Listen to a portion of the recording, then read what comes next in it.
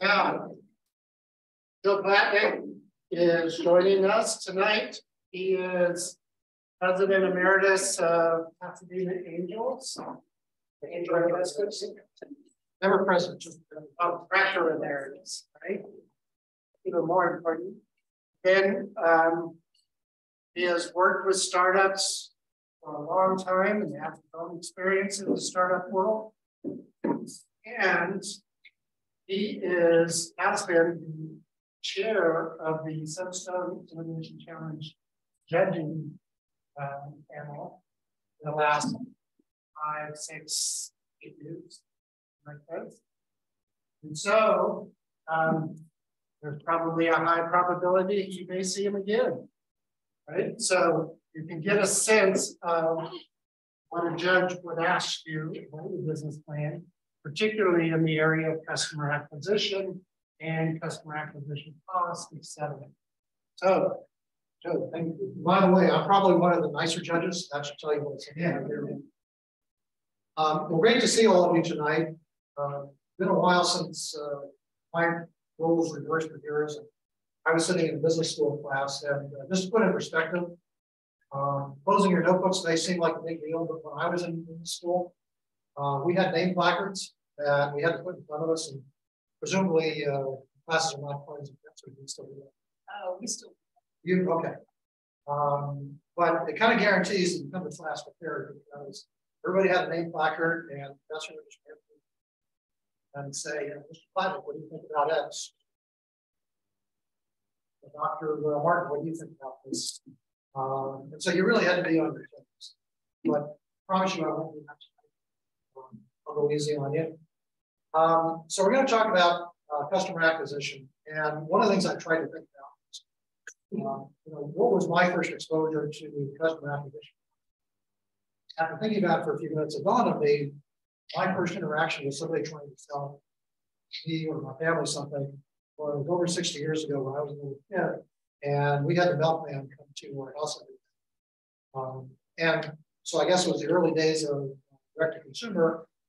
This was a guy who drove a truck for a local dealer, and he would come around with a crate full of milk bottles, glass milk cartons, and he would pretty much go door to door, ring your door, and ask if you wanted milk, and did how many.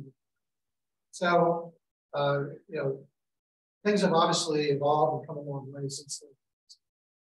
And we've kind of gotten to the point. That was in the early 60s. So now we have the early 80s.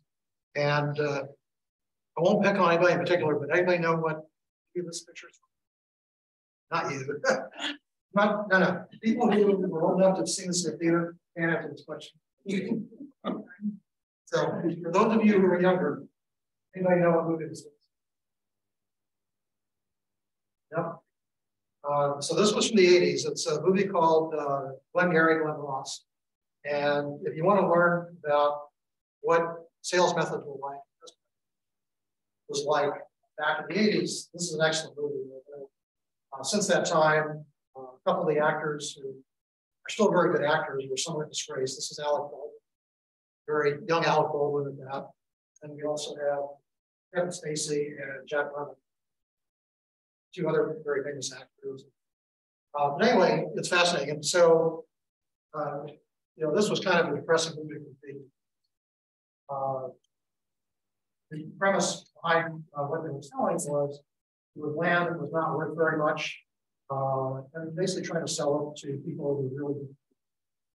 But one of the things that Alex Baldwin was talking about was ABC, always be closing. So that's the mantra that we usually when it comes to customer acquisition. And by the way, I saw the email, I think it was originally announced as customer. That's one of the pieces, but what I really want to do is kind of look at the whole picture and think how you acquire customers. So anyway, that was the 80s. Your esteemed professors have told me that one of the things you learn about over the course of the year is this. And I'm sure they've really hammered home this and why it's important to use it to organize your thoughts, collect right information, because this is really one of the big things that will really drive and also being able to do efficiently. And by the way, I know I'm going to go through this pretty quickly. In the end, there'll be some time for questions. Feel free to ask. So, in the business model canvas, we've been talking about fishing for insights. This is really critical to optimizing your sales and customer acquisition. And one of the things, by the way, is it's not just an academic exercise. I've sat on boards of a number of nonprofit companies, and you'd be amazed, even in the commercial world, how many organizations don't get off campus, don't get out of the office to spend time with their customers and really learn about the inner workings of the customer, their buying process, how they're using the products, services, and things like that. So this is really critical. And what I really emphasize is you can't do enough for getting off campus. So please don't underestimate how important that is.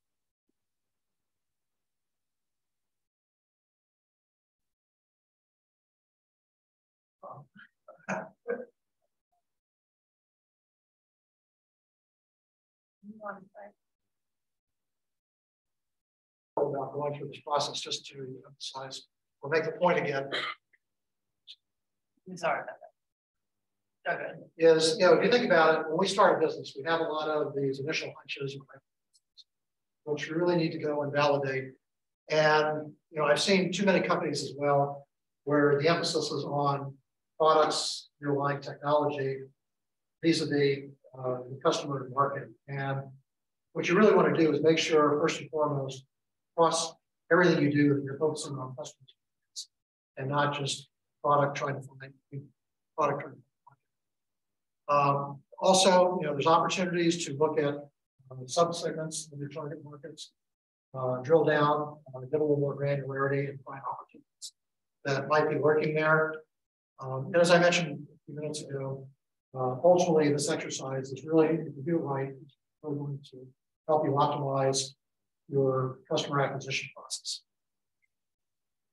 So let's start with the money piece. Let's talk about revenue model and how you make money off of your customers. Because that's really one of the first things you need to think about before you get into how much money you're going to spend on acquiring them. So what you really want to look at is, you know, what's the short and long-term value of your customers? How much money are you generating? Is it just a one-shot deal? Is it recurring revenue? Assumptions and timing are critical. You know, it's not the same generating the same amount of revenue in 3 months as it is in 2 years. So timing really needs to be determined as well. Be realistic. When I talk about bottom up versus top down, what I mean by this is I've seen a lot of ventures, and I used to work for about 7 years. And the things that a lot of companies would do is they would get a consultant's report or some piece of research from a big research house. And the report would say, this market you're targeting is worth $5 billion, $6 billion. And, you know, that was in the aggregate. So that was all the products and services. And these companies, particularly the founders, would come in and say, in some cases, well, I'm going to get 1% of that. And rather than saying, I'm going to get a piece of that, what you really need to be doing is not doing the top-down approach, which is the founders, but bottom up and saying, okay, my product or service, these are the number of end users, these are the number of companies, these are the number of companies in an industry, this is the number of companies in this industry in a geographic territory. Really, your forecast up from the bottom up to figure out that.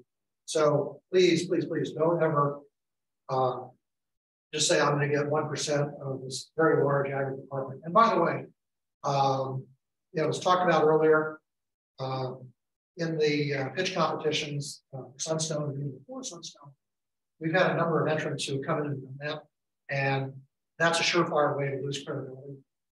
So please think about bottom up versus top down. And then, you know, the last thing, of course, when you're talking about revenue forecasting, is then those inputs to forecast cash flow, and how much money venture is going to do. And, you know, the question I always ask is, anybody know What's the single biggest source of failure? Have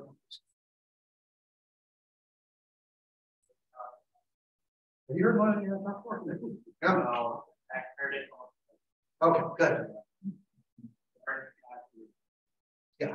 I mean, there's a lot of other problems that can contribute to running out of money, but that's ultimately why companies fail. They run out of cash.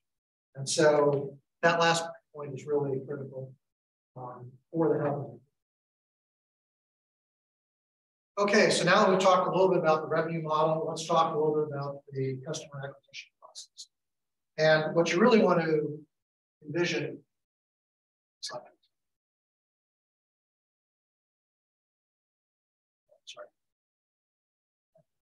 Yeah. So what you really want to do is understand everything you can about the customer. This is where going through the business model canvas is really going to help you quite a bit. So what you really want to think about is what's their buying process. And in most cases, it's going to vary whether it's B2B or B2C customers that you're targeting. You also want to think about who's the ultimate end user. We talk about aspirin versus vitamin. A good example would be, is this a luxury good like a Rolex watch or a Louis Vuitton handbag? You know, something that's not absolutely essential to your life, or nice to have, very expensive. You know, or is this an aspirin, which is basically that you absolutely have to have. So think about considerations like that. For the buyers, who all is involved in the sales process? How do those individuals get their information? Who influences them? What's their preferred communication medium? You know, talk the story about 60 years ago, the milkman came to our house. Yeah, our preferred mode of communication was verbal. Chat up, have a conversation with a guy. Obviously, you don't do that. But you need to think about do people get influenced and get their information from email? Is it serving up ads on mobile devices or the internet? Is it going to trade shows? You know, is it somebody with a table out on the campus here at Cal State College? Things like that. Those kinds of considerations to work through are going to be pretty important. You know, financial decision maker. A good example is my family. I want to buy a car, but my wife will usually weigh in a little bit, 2 cents worth, and say, you know, are you out of your mind? This is too expensive. You know, or, yeah, I'm okay. You know, or she may accuse me of wanting to buy at high prices.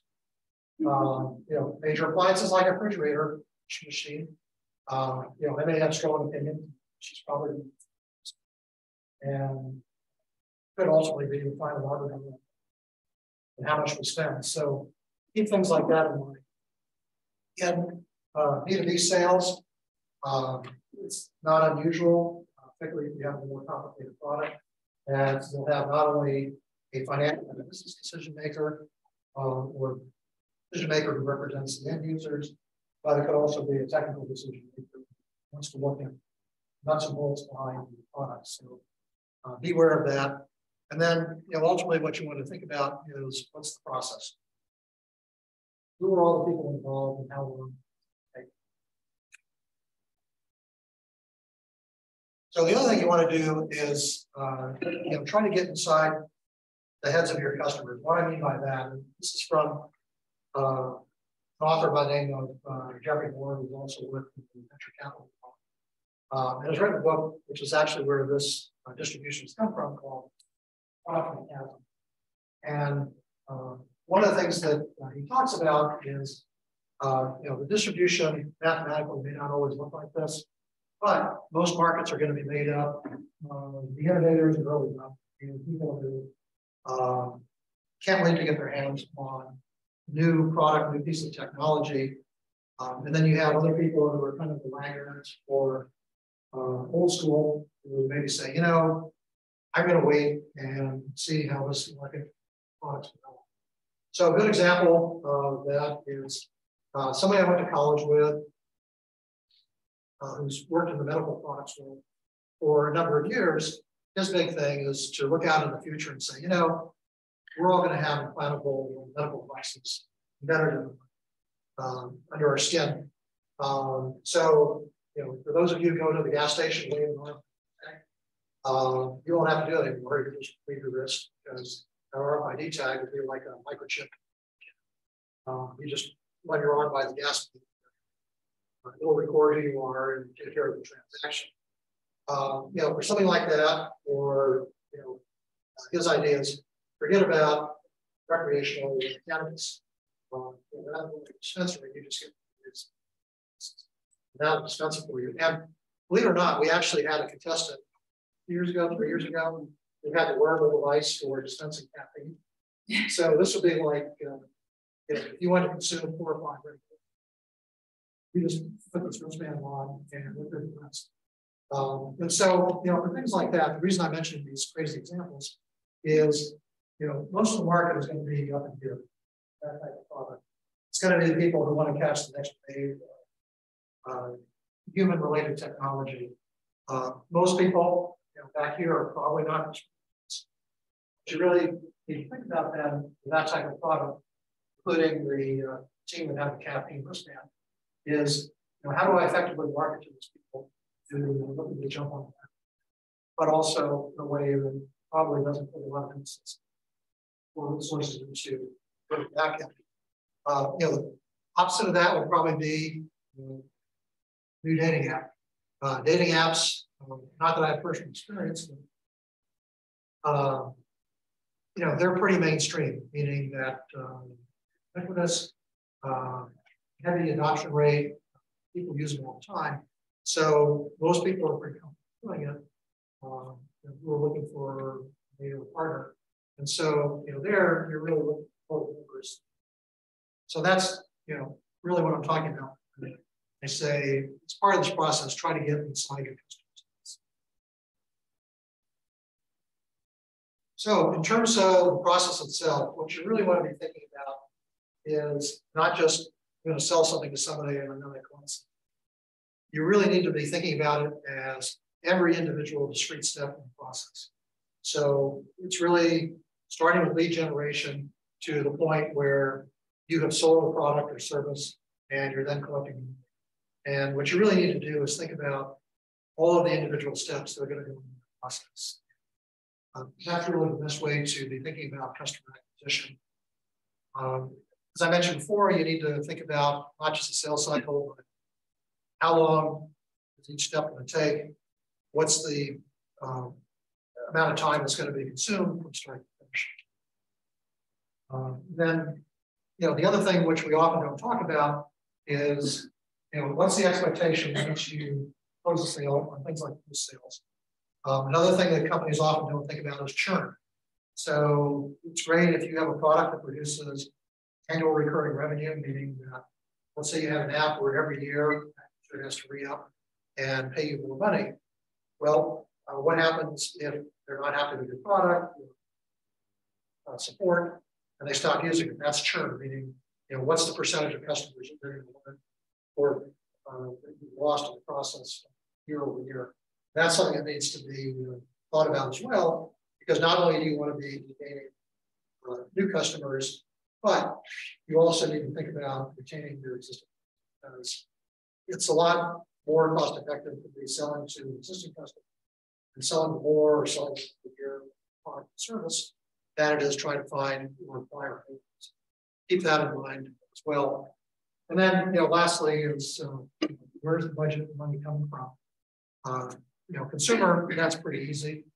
But you know, for B2B product or service, that often subject you to a few more wrinkles because it may be a very convoluted approval or budgeting process. It's important to be looking once again across the whole process of that. So the other thing that you really should be thinking about, you know, I talked a minute ago on the last slide about thinking about each individual discrete step, with the lead generation, closing the customer, collecting the money. So think of it as what is the decision tree for each? And what I mean by that is, how many markers here?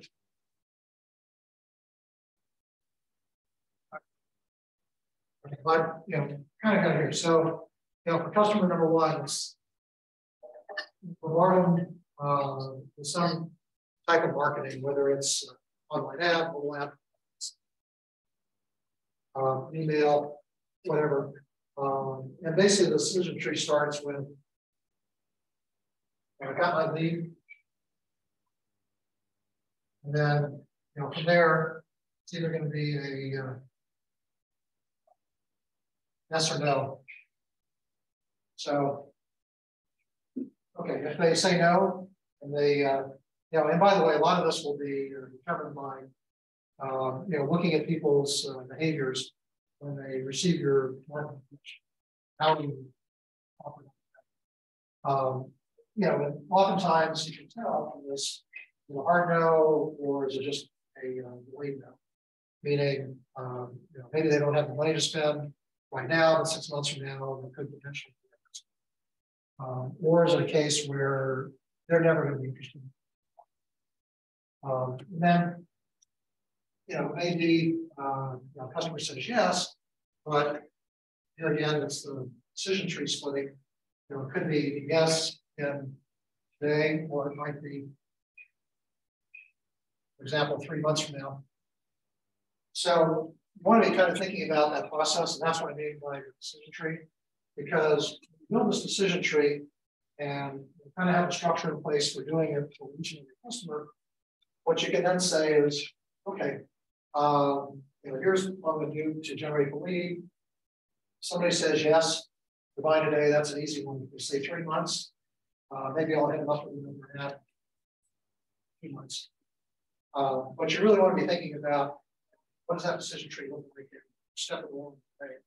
What is it you want to be doing to that customer to influence them? So that's something that you want to be thinking about as well. This is just kind of a more complicated example of what that decision tree looks like. But here you can see maybe you give them a video, could be a product demo, ebook, what they call the end of the drip campaign.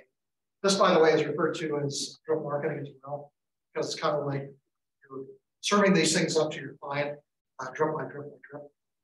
That's where it got its name. Okay, so another thing which you should be thinking about as well is what's called lead scoring.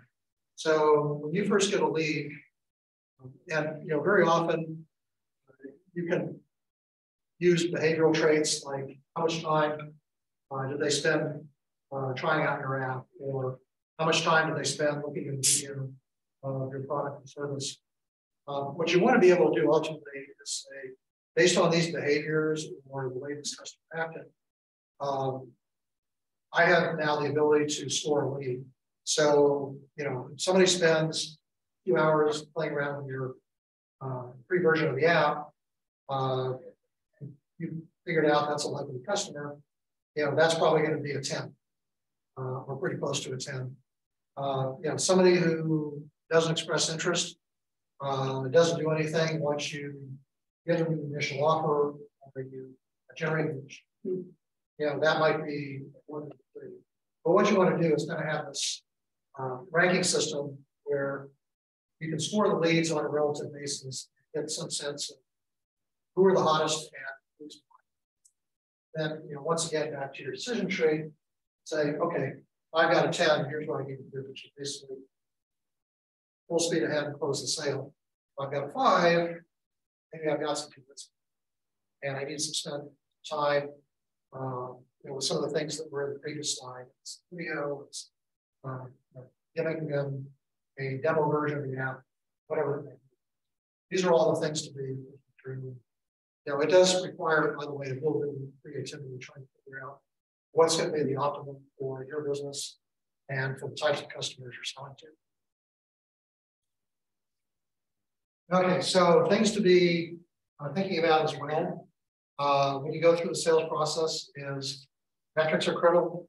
You want to be able to define what are the key pieces of data you want to be monitoring, and then when you do that, you're also presumably engaged in feedback loops, and you can make continual improvements to the customer acquisition process based on the data that you're seeing.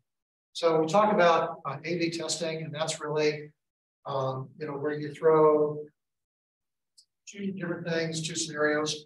out to a prospective customer to see how they react, meaning is the marketing piece going to perform better or get you more customers than the B piece. Sometimes, by the way, it's not just a matter of simple A/B testing. There's a company where I sit on the board where we were going crazy trying to figure out how to optimize LinkedIn for our marketing efforts. It's a very strange market that we were attacking. And the problem was, there's a number of problems. One is that Microsoft acquired LinkedIn and support people you get from it. So we not only did A/B testing, C, D, and E testing, just to try to figure out what the outcome is. So sometimes you will have to spend a little more money and do a more rigorous analysis. That could be the same for Facebook, Twitter, Instagram, whatever communication you have, medium you have to work on, it may require that. So we talked about measuring. Conversion rates are basically, I'm starting with a lead. How do I get a higher percentage versus a no, or there a yes? How do I get a higher percentage to closing them today versus waiting 3 months? And this is, in the category of sign up for continuous improvement. One of the things I also talk about, and for years I've used my grandmother's example. So she was a business school from back in the 40s. Her concentration was also accounting. So she really did technology, and probably the furthest she progressed was learning how to use Excel for many years. And she was actually quite proficient at it. But one of the things, particularly when I worked in the venture capital world, that I would run by her at various times is the elevator pitch of the company we were looking at. And I'd say, Mom, here's how a company is presenting themselves. What do you think this is? And there were a number of times where they were really poor elevator pitches, and she would not have a clue what. And so, it's often overlooked. Think about what's the message you want to be conveying to your customers. If it's too complicated for my 90-year-old mother, it's probably going to be too complicated for one of your customers. Think about that. And,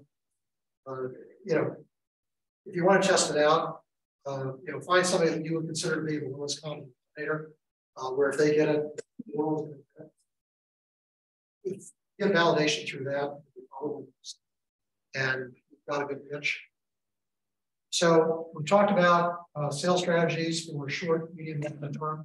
I talked before about recurring revenue, the ability to sell more things to the downward churn. That's where developing strategies for short, medium, you need to look at total costs. So one of the things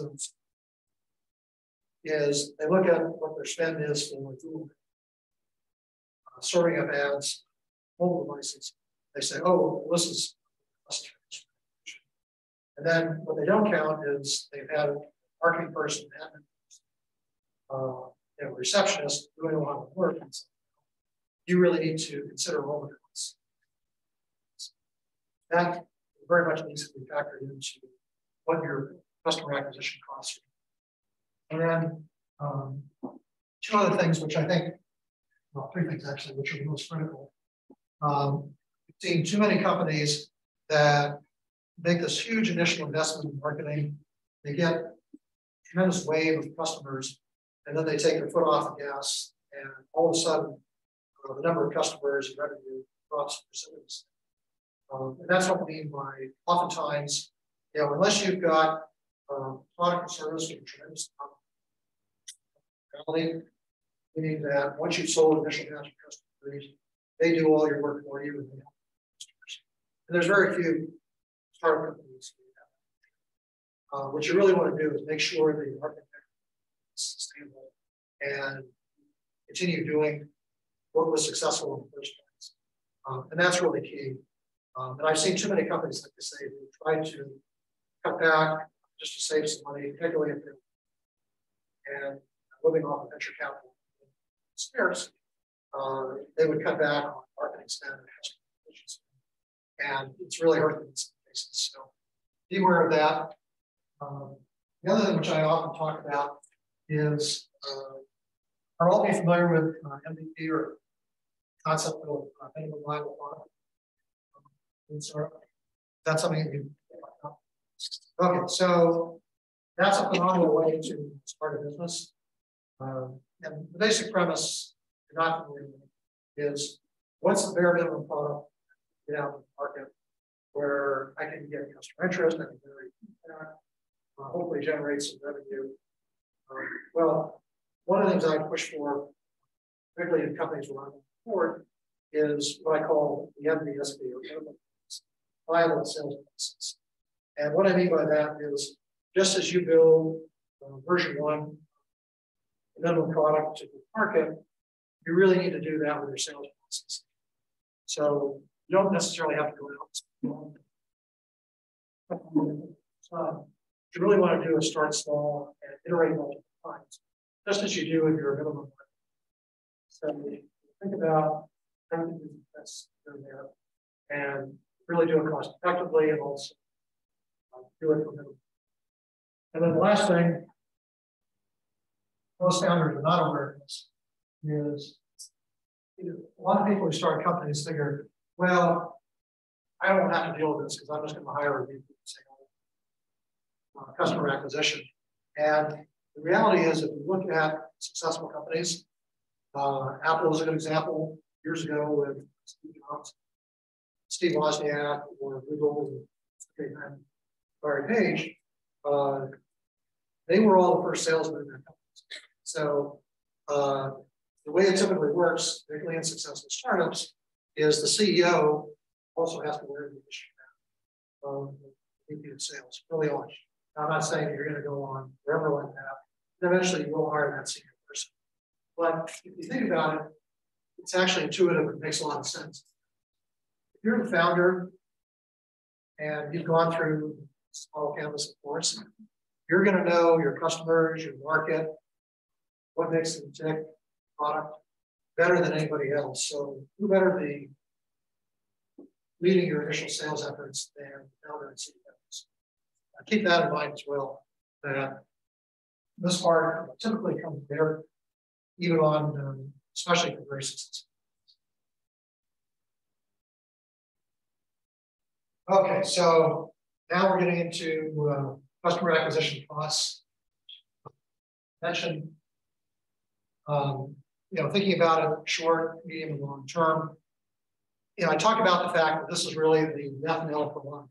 What I mean by that is it's not as bad as it used to be back in late 90s, 2000. The underlying economics behind the business were just crazy. And what I mean by that is you would have a company spending $100 per customer to generate a lead or to get a customer, and the average amount of revenue that each customer generates is maybe $20, $25. So I'm talking about an incredible imbalance between your customer acquisition costs and revenue. And to this day, there's still a lot of companies where fundamental economics behind their business just doesn't make sense. Another good example, which is a little different, but can also get you in trouble, are the gaming companies. So I'm sure all of you or most of you know the free-to-play games. And what's amazing about a lot of these companies is something like 5% of their users will generate 95% of them. And the reason for that is you get the in-game purchases and this phenomenon they call the whales. Anybody familiar with the whales? Hopefully we don't have anybody here. The room is a whale. So these are the people who will play a game and just go crazy. Things like in-game purchases. Somebody could easily spend $1,000, $2,000. And they're that 5%. Yeah.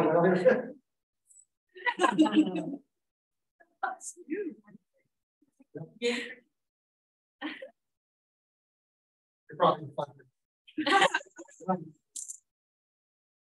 Anyway, you know, for the companies that can pull that off, that's great. But it's also a very risky strategy to have all your revenues skewed to it. So, you know, think about that as well. You know, yeah, the aggregate economics behind your business will work out, but it's kind of a crazy way to go.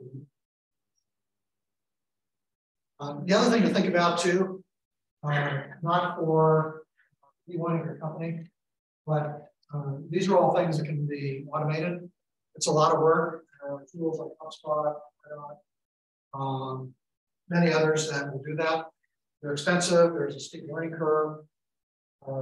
There's a lot of work just getting those tools up to speed, support your business. So early stages, not recommended for most companies, but you're thinking about how you can automate these processes going forward as you get bigger.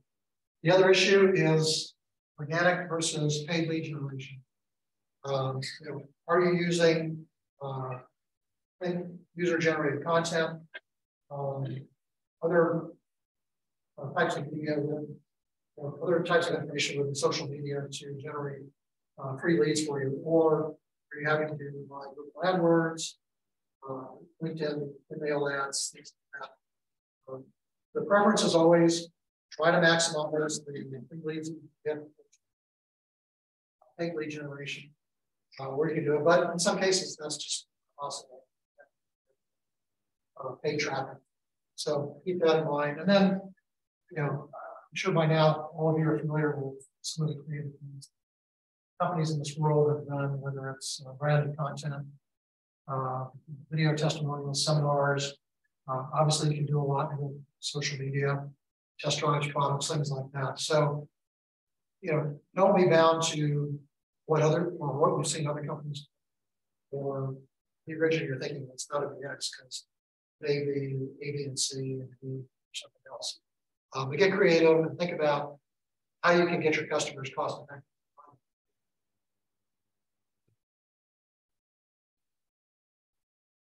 Okay, so I know I went through this pretty quickly. Wanted to open up to questions. Yeah. I was just going to ask about the automation that you just mentioned right now. So I used to work at the Salesforce and that app startup. It was really hard for us to decide like when to actually invest in automation tool like CRM, like Salesforce, and but it's a lot of investment. But at the same time, when I was in that company, we kind of missed the chance to change it to like paid. And the information was kind of overflow, and it took us so much time to like regenerate it, restart fresh. So my judgment was like we kind of missed the time to go sign to like an investment for this era. So like if you have tips to like how to judge the right time to do it, or when yeah, did everybody hear the question? You know, which is basically, you know, when's the best time to automate? So let me back up, I guess, a step or two and say, so you were asking about CRM. So just clarify, so there's kind of different pieces to automation. So CRM is customer relationship management. And, you know, that's something I would argue, it doesn't take a lot. You can get Salesforce. You know, that's something you want to have from day one. Basically, what that allows you to do is capture all the information. So not just their personal or corporate information, it's you can record what transactions you have, things like that. So that's very important. So that's critical, and certainly for the reasons. So customer acquisition automation is a little different. So it's not the same as CRM. It's actually a document. CRM. So think of it this way. You have a CRM database that's populated with your customer information. What you can then do or use the automation tools to track what exactly each customer is doing with their mobile devices, with their computers, you know, what are they looking at, how much time are they spending? If they go to your company's website, what are their behaviors? You know, what are the individual web pages? you know, or with an app, where you can analyze where they're spending the time in the app, things like that. So the sales automation is really a complement to that. So when I say Salesforce automation, I'm talking about a complement to CRM. But if you're asking about CRM, yeah, I would say that's important to have. Just as long, and you know, by the way, CRM for you could be an Excel spreadsheet. Right. I just wanted to track them. Probably not the most productive. Like as a startup, like build portals and history.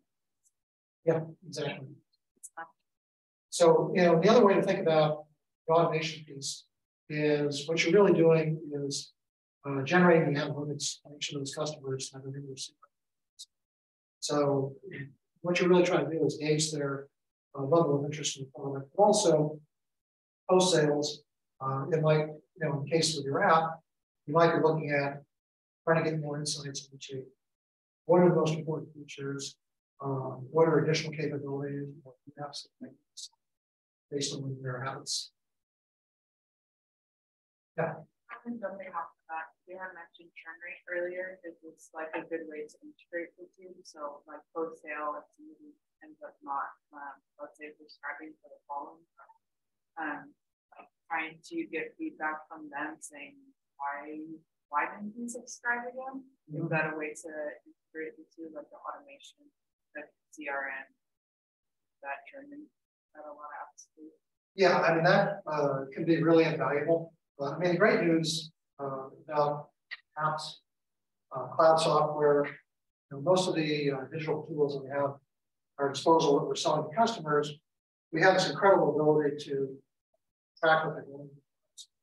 And so, you know, that in itself, you know, where just like I talked about the sales process and establishing metrics and goals for that, you also want to do that for post sales and looking into how your products.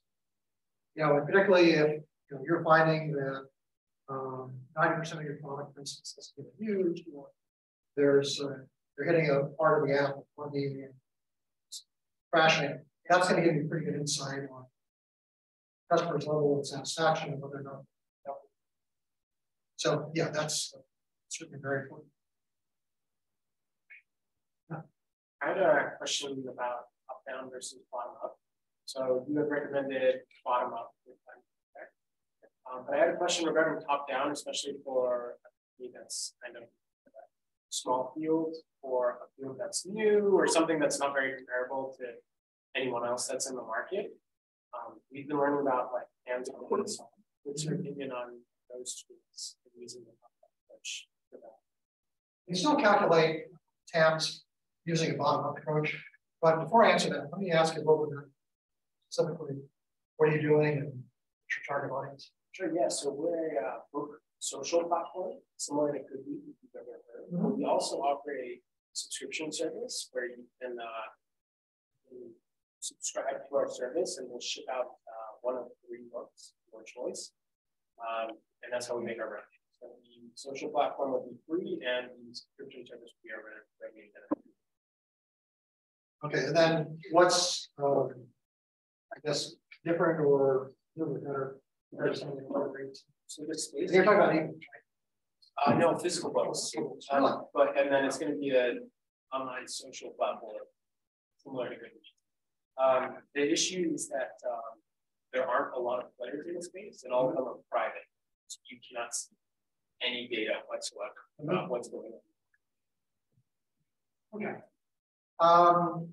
You know, I don't want to oversimplify the process that you're doing because it's going to be, you know, a bit of diligence to work with those numbers.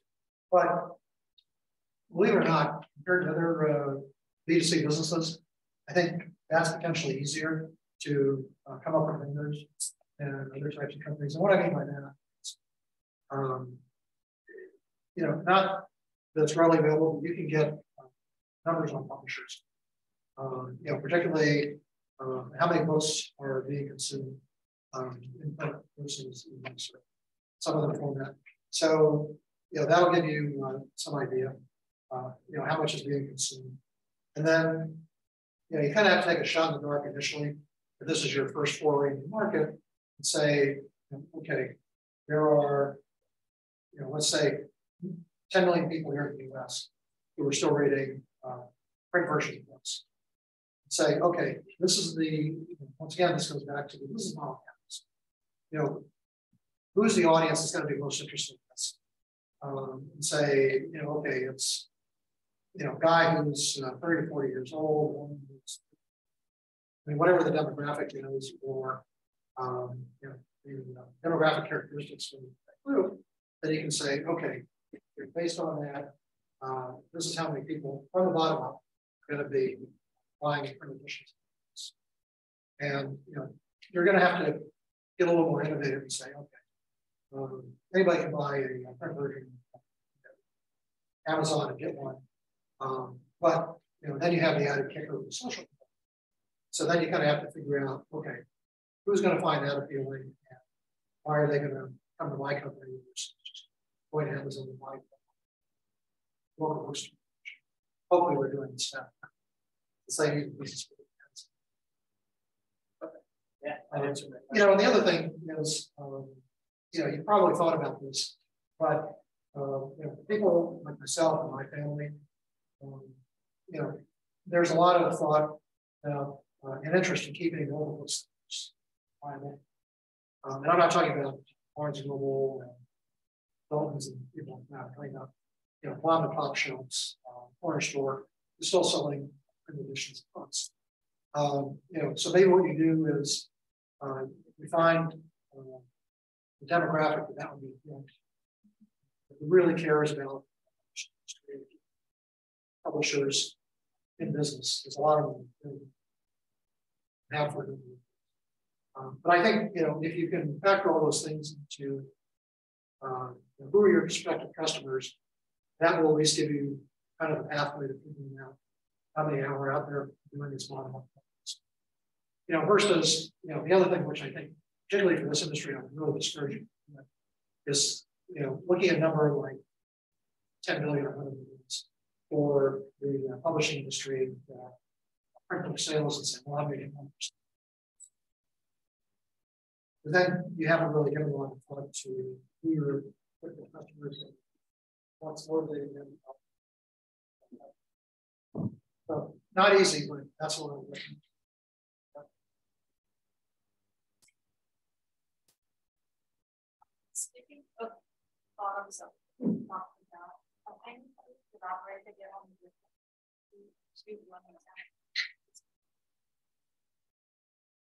Yeah, so when I talk about top down, probably the best example, how we want to define it, what I've come across are, and by the way, I've seen this many times with the fish competitions.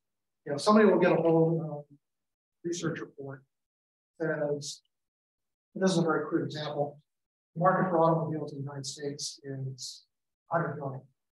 You'll say, well, I'm doing one car, I'll get 1% of that market, so 1%. Versus bottom up would be, okay, here's the kind of car I'm producing, kind of like the example. Remote service, here's the kind of electric car. These are the type of people it's going to be appealing to. This demographic or in the car, based on that and population of people in the United States who buy cars, these are the number of people who I can expect to buy it, as opposed to saying I'm going to get 1% of the whole budget. That's what I mean by difference. That make it a little clearer? Yeah, thank you. You actually give us a good example of top down?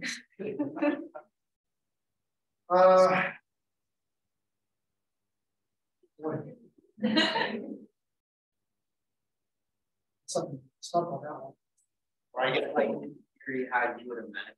It doesn't have to be like an actual process. I guess in theory how it should be applied or when it's used. I would say there's never a good time to do it.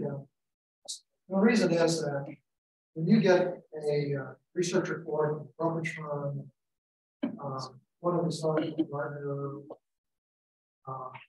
Boston Consulting Group, or whoever, that's not a very narrow, very broad stance. So, you know, going back to my example from a minute ago in my industry, that would typically include not just cars, but auto parts, aftermarket accessories, you know, a cell phone mount, things like that. And so the problem you run into is you have such a broad number like that, and your company is doing bundle connection. It's really not very accurate to say I'm going to give 1%. Those market numbers include so many different things. So I would say, you know, there probably aren't any examples. If you use top down and you look at like the broad market, but then you like going down and down into like the more niche type of markets, like you start with the whole car industry, then you break it down to like the US or maybe California and keep breaking it down like that. Could that be a better form of top down as opposed to car industry is billions of dollars, I want 2%, right? Like breaking it down even further, could that be like, yeah, that'll work. Like direction. And ultimately, what you want to achieve by doing that is you need to break it down and get to the level of granularity where you got end users and economic. So you can break it down to that level of granularity. Yeah. Starting with top down, yeah, then that's fine. It's just that when people do these top down forecasts, I've never seen anybody done.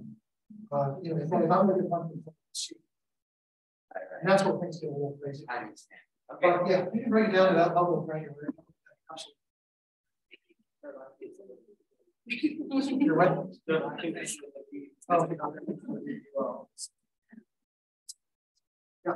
I know you've been a judge at previous pitch competitions. What would you say are like the most common mistakes in pitches? Could be about customer acquisition itself, maybe unrealistic, or in general. Oh boy.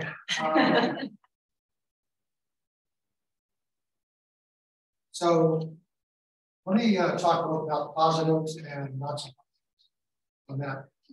Everybody hear the question, by the way? So the positives were, you know, exactly the kinds of things that we've been talking about tonight, what your esteemed professors have trying to impart to all of you the business model. And so, you know, by far and away, the most impressive companies were the ones who understood customers and markets, and all the things that I put up. Another thing which you know, certainly worked to their advantage was they're doing something disruptive.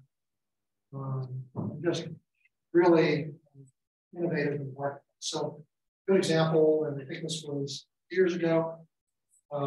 We had somebody develop a violin, selling for $80 a pop.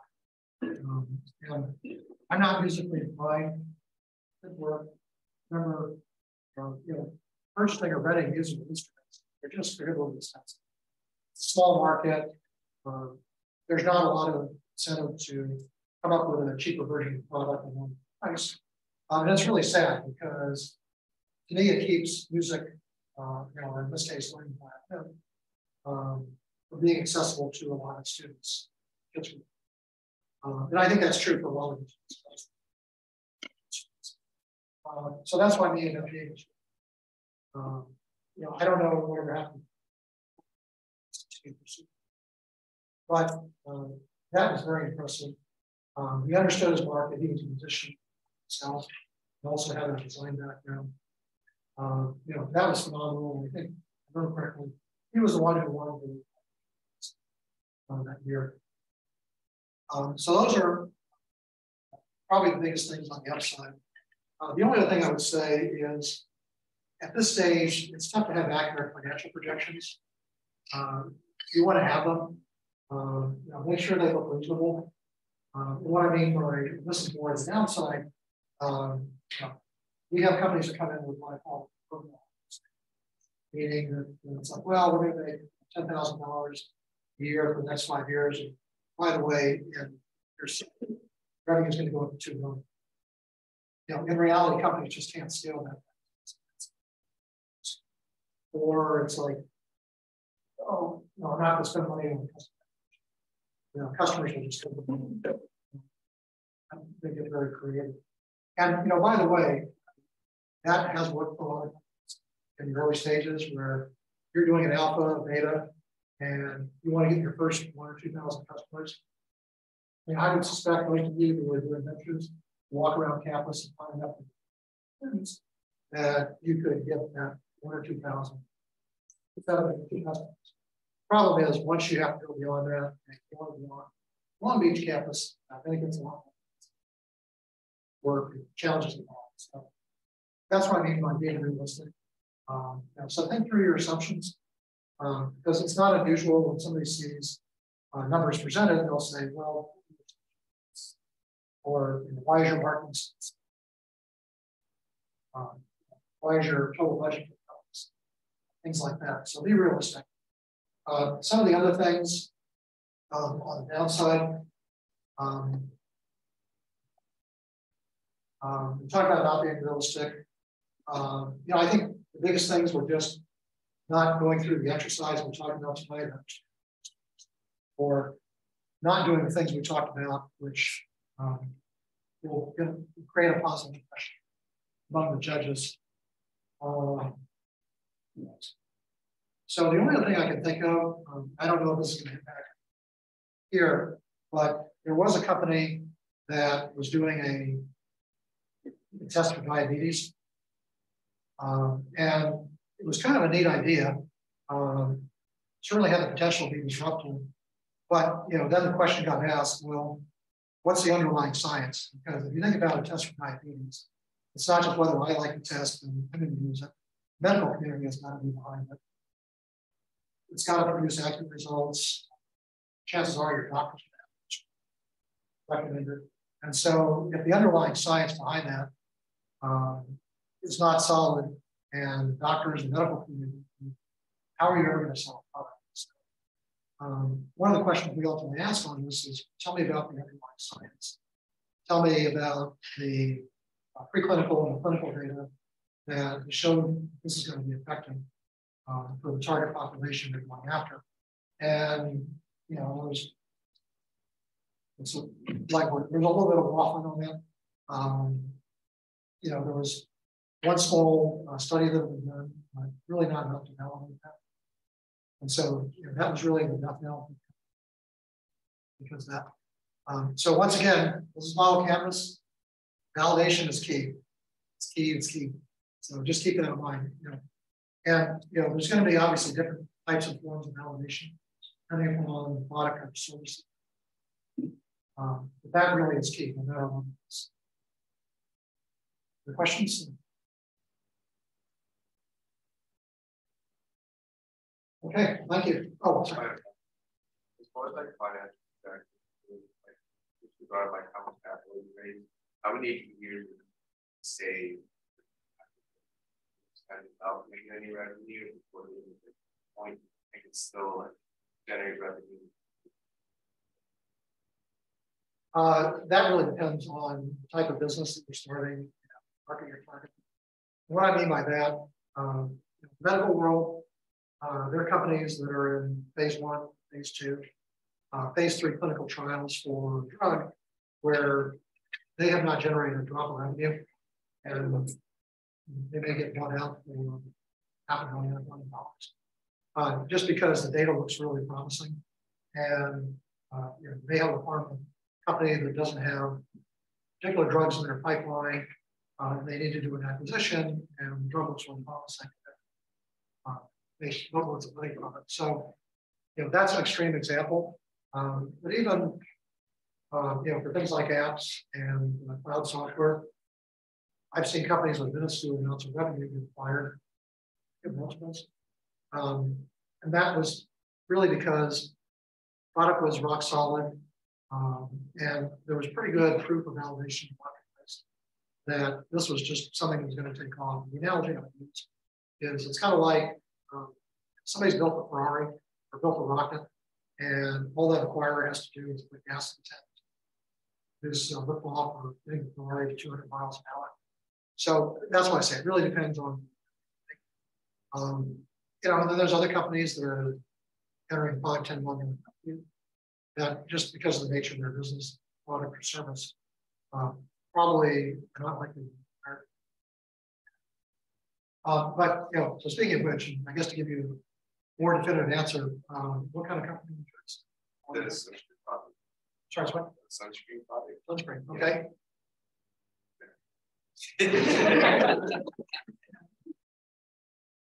Stage pages or the bottom of yourself. Oh, we don't have, we're like in the top of the, but we haven't had that. Okay, the only reason I asked is years ago I met a guy in Florida whose garage was just filled with his mats. He was mixing up all these different variations of spring, being pretty successful. He started selling this to people in Florida. So that's why I asked the question. Other businesses say okay. And then what's radically different, better about your subscription? Everybody else is out there? Yeah, quite like we designed the model to make it this is part of the picture. To avoid like them impact the game. And you get rid of the parenting app, you're working with the consumers. Typically lasts longer than the habits. 2 hours. So if you have the max, additionally based on the products you based on the middle based expected to last. Okay. Yeah, I would say a product like that. I mean, it's tough because I understand the advantages, but you're also living in a world where that sunscreens that is are very commoditized. You know, being I go to CVS and you know, there's 20 of them there at least. I go on Amazon. So you know, I think trying to get your product out to market as soon as possible. And you know, starting small. You know, it's this whole concept of lean startup. You know, so presumably, if you do that, it's not going to require a lot of machinery. You know, it's probably going to require some creativity. Yeah. Especially where you have a lot of these. Yeah. One small question. So talking about the customer acquisition in a business plan, did you put it in the marketing tip or what would you? Let me ask one of your esteemed professors on that. Is there a particular format that they need to follow for where this information is put in the plan? We're talking about business model, or business. Yeah. Where you put this information, you're talking about and who you're going to buy your product. Then you're going to talk about what it's going to cost you to give them. So you've got your persona, you've got your strategy for reaching them and acquiring those customers. So in acquiring those customers, you can say it's going to cost me $50. And their lifetime value is going to be good. Anybody else? Good. Okay. Thank you.